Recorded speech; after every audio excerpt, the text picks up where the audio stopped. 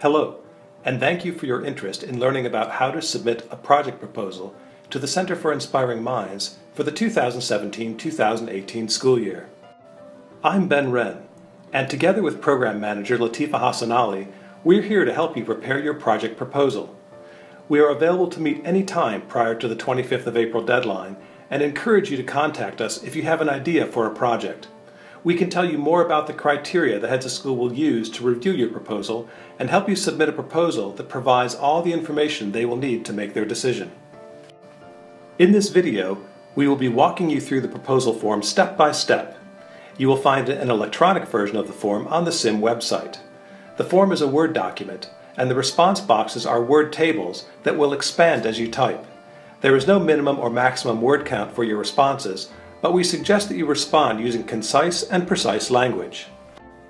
The first section asks you for the name of your project. The name should be like the title of a nonfiction book, descriptive and brief. Past projects have had names like Native Language Enrichment, Outdoor Learning, Talking in Class, and Student Reflection.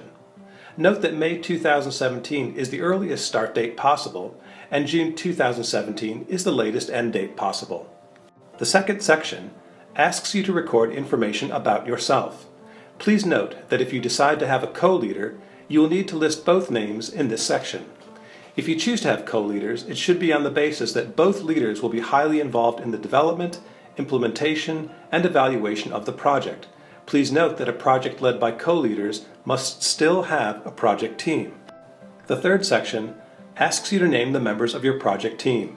You must have at least 2 people on your project team, 3 if you have co-leaders. Your team must include members from at least 2 campuses. Please keep in mind that the heads of school will rate projects with team members from 3 or 4 campuses higher than those with representation from the minimum of 2. Also note that the people you name as team members must agree to be named, but that agreeing to be included at the proposal stage does not constitute an absolute commitment.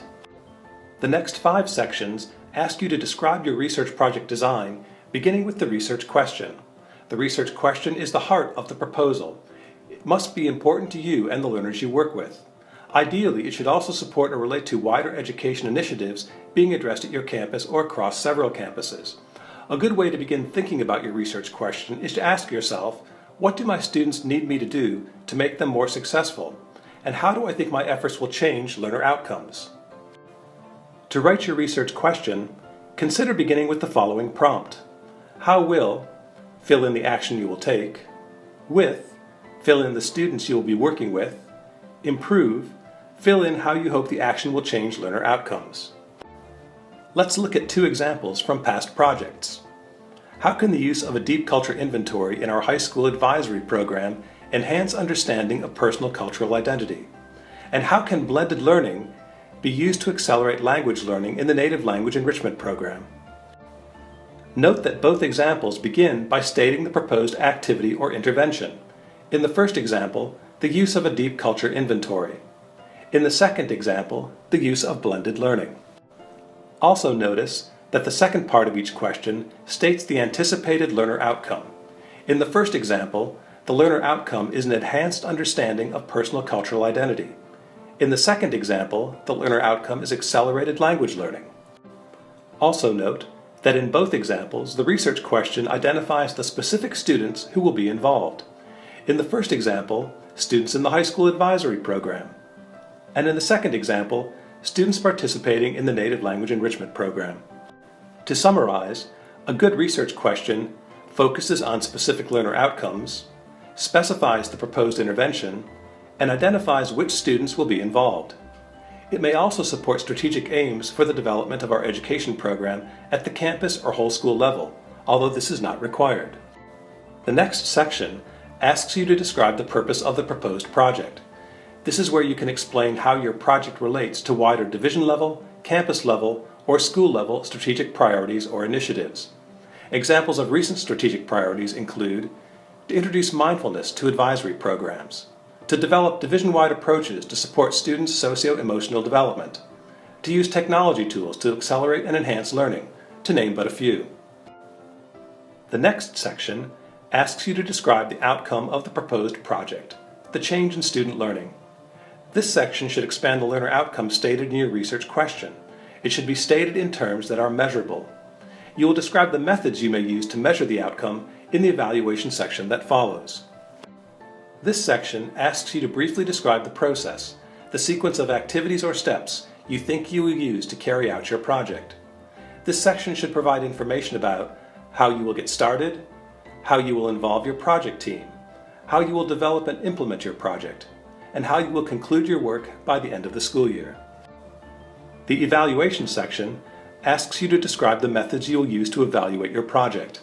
This includes existing student data you will use or data you will collect to understand your starting point, formative student data you will use to make judgments about progress, and summative data you will use to evaluate the effectiveness of your project's intervention. The Resource Needs section presents a series of questions about resources you think you may or may not need to carry out your project. Please answer these as accurately as possible and seek clarification from the SIM team for questions you do not understand. In this last section, please indicate your level of professional experience with each of the practice areas. Your responses to these questions will not be used to judge your proposal. They are intended to help the SIM team better understand, plan for, and support the development of our project leaders.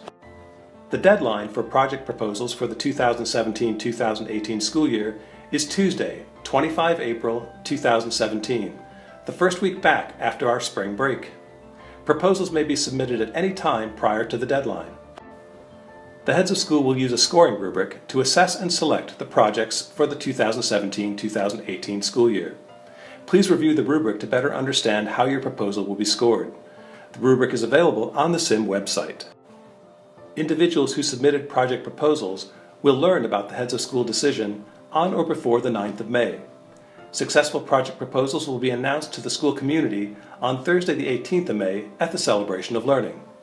Everyone who has submitted a project proposal is encouraged to attend.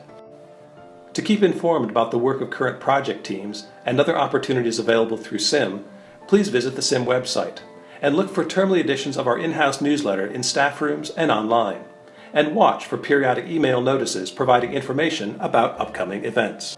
If you have questions about anything we've mentioned in this brief presentation, or you would like to meet to discuss your project ideas, please contact Latifa or myself. Thank you for your interest in submitting a SIM project proposal. We look forward to working with you.